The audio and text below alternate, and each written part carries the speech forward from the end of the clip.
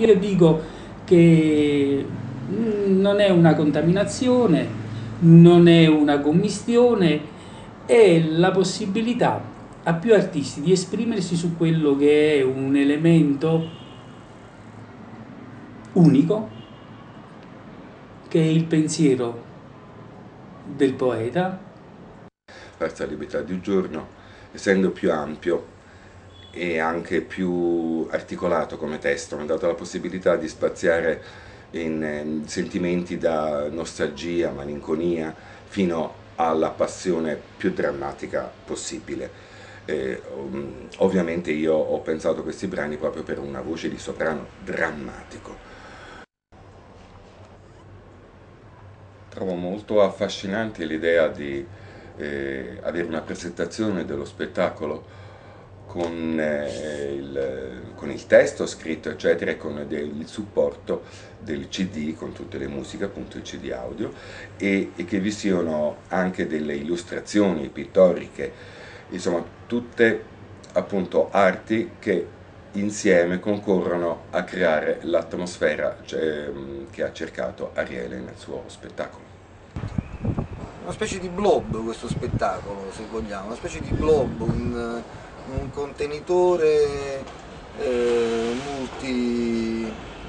multifaccia, un contenitore di sensibilità diverse, di approcci diversi, di situazioni diverse, come poi fra l'altro Napoli. È un aspetto che mi ha interessato molto.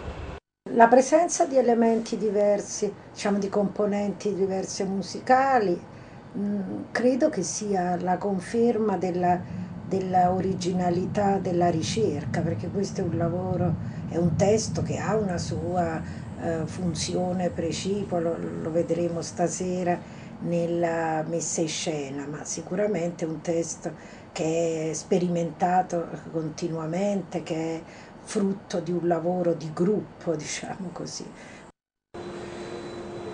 Una riflessione che porta a cercare di comprendere dove va la nostra città, che è uno degli interrogativi secondo me più importanti da sviluppare.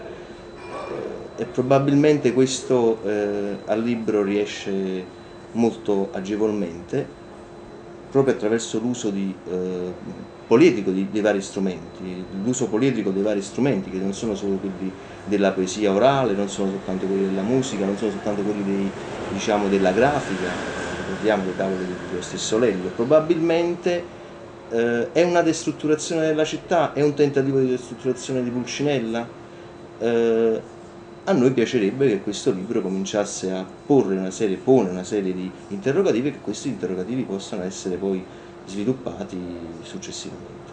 Da questo punto di vista è anche importante che coloro che lavorano attorno al libro, lavorano attorno allo spettacolo, siano napoletani o persone che vivono da anni a Napoli e che quindi possono essere considerati napoletani a tutti gli effetti.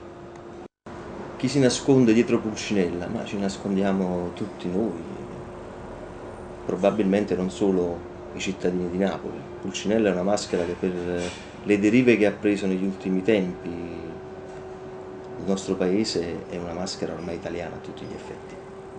Io penso sempre che in ogni aspetto di un'espressione artistica, qualunque sia, ci deve stare la bellezza. Poi la bellezza assume varie forme, però tutto quello che deve essere poi giustificato e spiegato non raggiunge mai il bello. Quindi, non lo so, sarà pure banale, però pure il quadro con lo scippo, insomma, deve avere le energie per arrivarti. Poi dopo, se me lo spieghi, insomma, c'è tutto un ragionamento dietro, va benissimo, però la forza primitiva comunque la deve avere, un minimo la deve avere, si deve percepire. Pulcinella stanco di cantare, stanco di danze e di pianto, il filo grigio mantiene un coppo di pensieri, seduto sul marciapiede del mondo. Ecco, in questa poesia c'è la mia città, Napoli, dove gli occhi ansiosi e sperduti non sono né il sogno né il vero.